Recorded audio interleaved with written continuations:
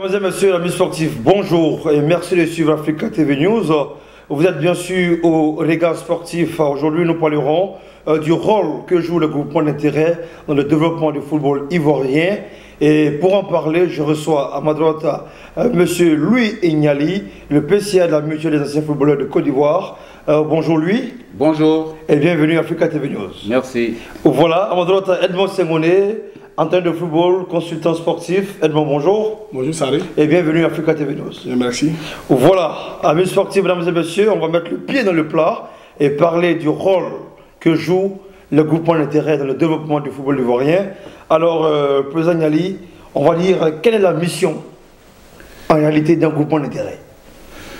Ben, écoutez, pour parler de façon succincte, il faut dire que un groupement d'intérêt est l'émanation d'une corporation désignée par une assemblée générale et qui a pour mission de travailler en collaboration avec la FIF. Et je pense que à partir de là, ce groupement d'intérêt apporte sa compétence dans le développement des projets de la Fédération ivoirienne de football.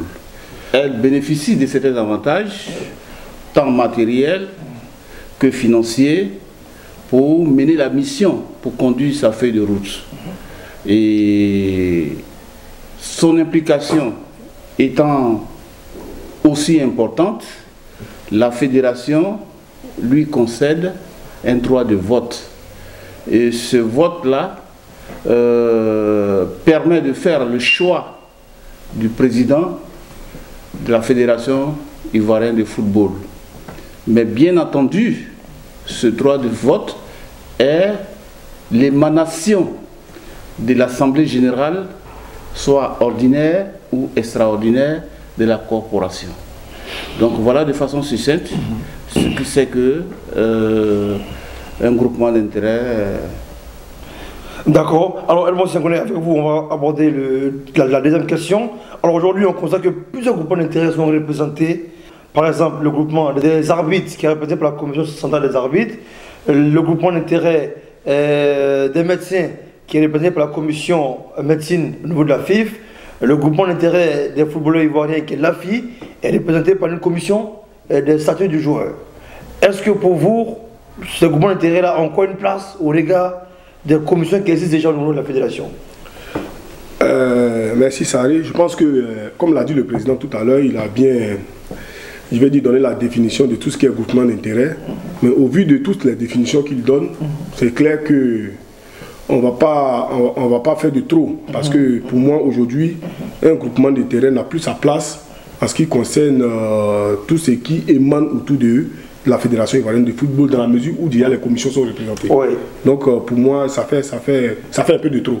Voilà, parce que tout ce qui est juridiquement parlant concernant les arbitres, les joueurs, les médecins et tout ça est déjà représenté au sein d'une commission au niveau de la Fédération ivoirienne de football pour aider le président de la fédération, bien entendu, à accomplir sa tâche au bout des 4 années pendant lesquelles il est élu. Alors, Président Ignali, la même question. Certains groupements d'intérêt sont représentés par des commissions au sein de la FIF, d'où aujourd'hui, ma foi, ces groupements d'intérêt paraissent de trop au sein du football ivoirien. Bon, je pense que les profils sont différents. Les profils sont différents. Je vais aller un peu dans ton sens, mais les profils sont différents. Il s'agira peut-être, vu l'évolution de la situation, de faire une autre configuration de la chose. Mais ce que je veux dire, c'est que les groupements d'intérêt sont, si vous voulez, des partenaires techniques de la FIF. Moi, je prends les choses comme ça. C'est des partenaires techniques de la FIF et ils accompagnent la FIF dans sa mission. Est-ce que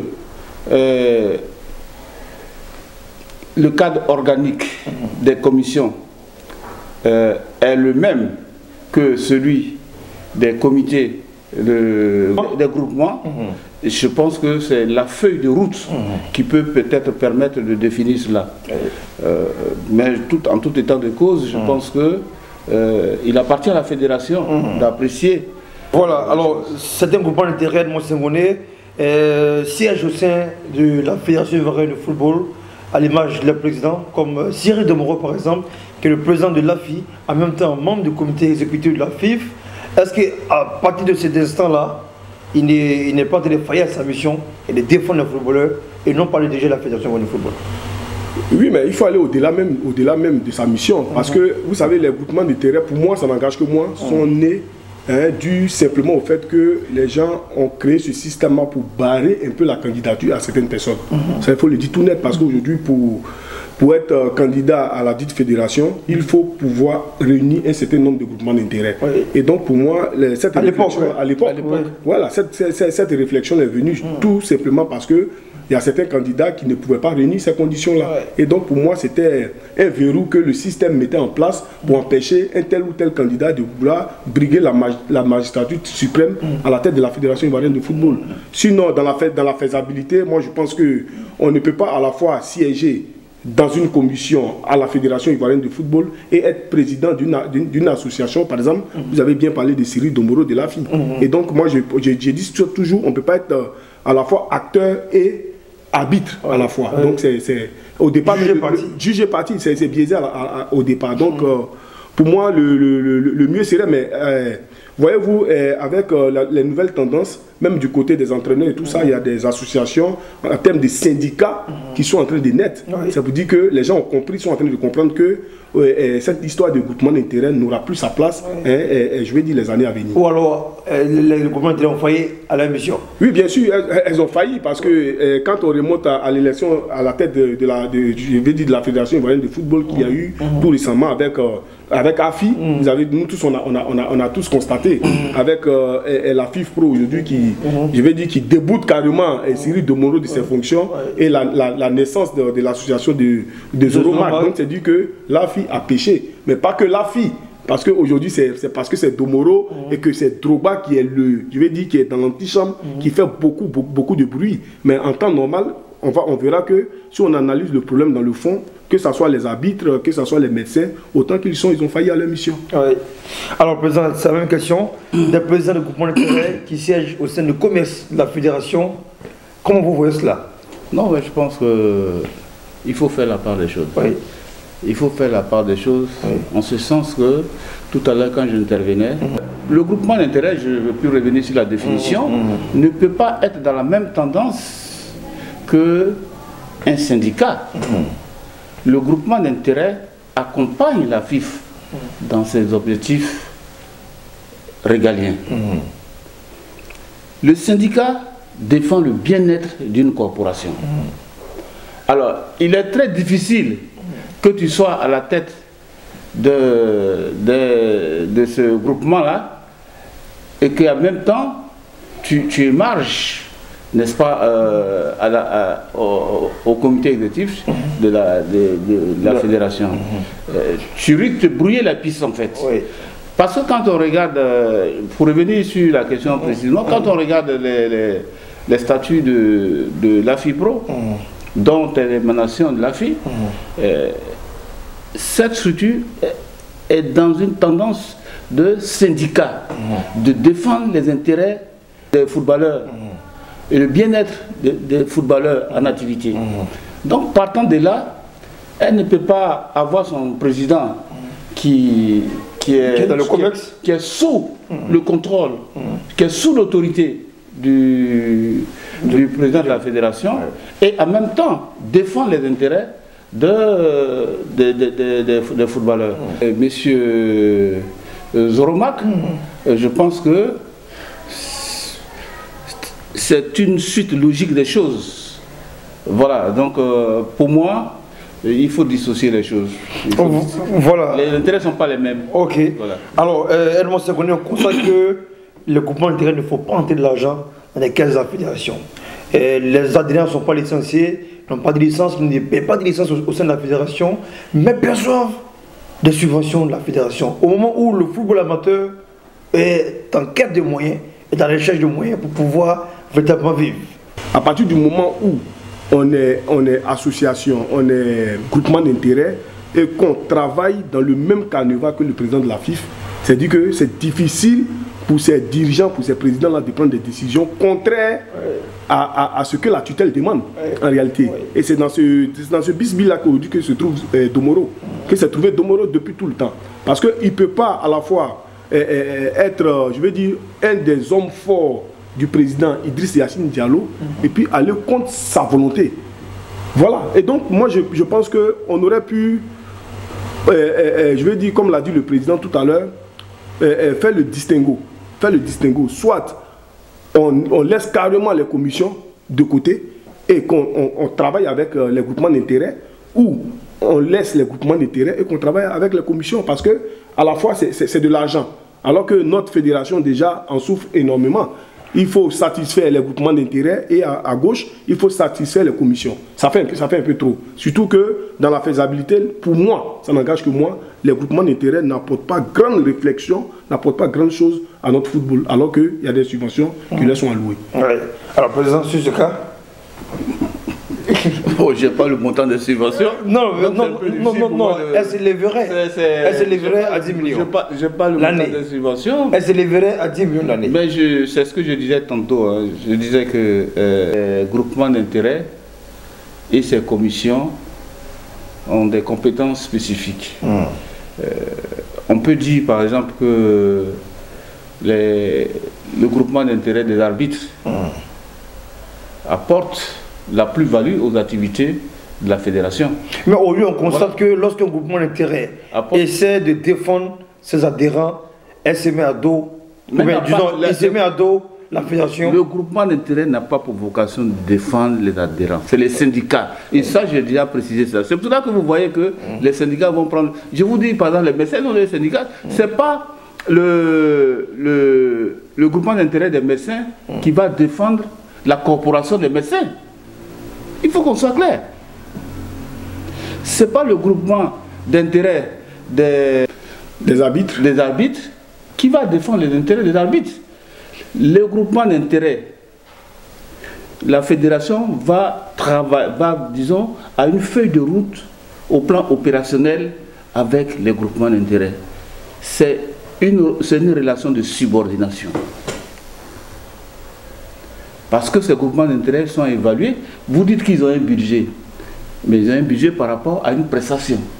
Donc il y a un rapport de subordination qui est né là. Le syndicat, c'est une organisation qui défend les intérêts de toute la corporation. Et vous voyez que les syndicalistes, au plan juridique, sont mieux protégés qu'un salarié quelconque. Parce qu'ils prennent des énormes risques. Vous comprenez? Il y a une certaine autonomie au niveau de la marche syndicale. Donc un groupement d'intérêt ne peut pas être associé à un syndicat. Voilà, alors Edmond, est-ce qu'au regard de tout cela, d'aucuns disent que les groupements d'intérêt ont été institués purement et simplement pour des questions électorales et rien de plus? Mais oui, dans mon introduction tout à l'heure, je l'ai dit, hein, on ne peut pas passer par 1000 chemins pour le dire. On a tous vu. En vérité, par le passé, nous qui sommes encore beaucoup plus jeunes, quand on se réveille le matin, on entend que tel ou tel est présent à la tête de la Fédération ivoirienne de football. Mais avec l'arrivée de Didier Drogba comme candidat à cette élection-là, on a compris beaucoup de choses. On a compris le système, on a compris qu'il y a des groupements d'intérêt qui ne sont là que pour défendre un candidat. On l'a vu avec le groupement des entraîneurs. À la tête, je crois, Alain Guamene et son vice-président Koni Ibrahim et tout ça. Non, anciens footballeurs. Les anciens footballeurs, on l'a vu, on sait comment les choses sont passées. On l'a vu également avec le doyen Kaye Oulaï. Oui. Et on l'a vu aussi avec les entraîneurs. Donc c'est dit qu'on a compris le système. On a vu que les groupements d'intérêt, pour la plupart en tout cas, existent pour défendre un candidat. Et le candidat qui ferait leur affaire naturellement. Oui. Et donc pour moi, j'ai dit aujourd'hui que si vraiment la fédération veut clarifier certaines choses, veut travailler vraiment pour faire avancer les choses, il faut qu'on fasse un distinguo entre les groupements d'intérêt et les commissions qui sont en place. Parce qu'en la réalité, ça ne sonne pas intéressant parce que quand tu sens dans la corporation de la fédération qu'il y a une commission qui est là pour défendre le cas des arbitres et à côté, il y a une autre association, groupement d'intérêt, qui est là aussi pour la même cause. Qui fait quoi en réalité? C'est là la grande problématique. Qui fait quoi en réalité? alors que les deux sont subventionnés au même titre. Voilà, donc c'est dit qu'il faut que la fédération fasse un véritable éclaircissement de la situation pour qu'on sache réellement à quel moment le groupement d'intérêt doit intervenir. En ce moment, on parlera des syndicats. À quel moment ils doivent intervenir ou à quel moment ils ne doivent pas intervenir. Voilà la réalité. Donc aujourd'hui, ça fait un peu désordre. Ça fait un peu désordre parce que pour les groupements d'intérêt, ils attendent seulement que les 4 ans de Yacine Idriss Diallo finissent pour qu'ils refassent surface. Ouais. Alors justement, parlons de groupements d'intérêt qui, ma foi, ont fait leur mission. Voici la création des syndicats et qui naît pour défendre véritablement le footballeur, pour défendre véritablement leur corporation, à l'image de Georges Koyo qui est en train de créer le syndicat des entraîneurs de football de Côte d'Ivoire. Est né récemment l'Union des footballeurs professionnels de Côte d'Ivoire avec Zoromac. Est-ce que quelque part ces créations de syndicats-là ne mettent pas à nu l'inutilité ou l'échec du groupement d'intérêt? Le groupement d'intérêt, de mon point de vue, mon simple point de vue, ont pour objectif d'accompagner la FIFA. Bien sûr. Voilà. Et comme il a dit tout à l'heure, il a parlé des commissions. Donc, il a semblé dire qu'il y a un double emploi. Je pense que ça rentre dans le cas des réformes que la fédération pourrait peut-être faire, regarder pour voir comment il faut faire la comparaison budgétaire, etc. Un groupement d'intérêt, c'est une compétence qui est mise à la disposition de la fédération pour accomplir sa mission. Et elle vient faire un compte rendu à l'Assemblée générale. Et c'est pour cela que le parrainage dont on a parlé, c'est l'Assemblée générale qui doit lui donner tout ce qui... En fait, tous les problèmes qu'on a eus, c'est ça.